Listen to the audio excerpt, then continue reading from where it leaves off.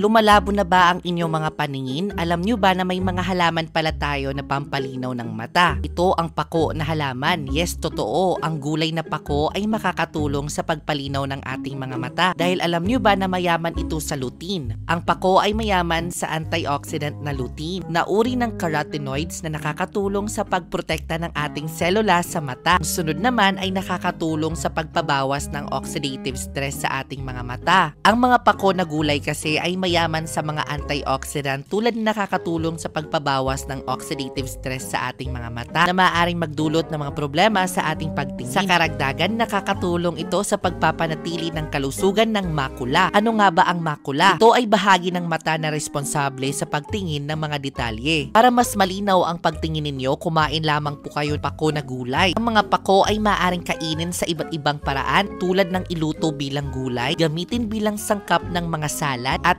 inumin bilang juice o tea. Ngayon mo lang ba ito nalaman? I-comment mo naman na yes at i-share mo ang video na ito. Ayan!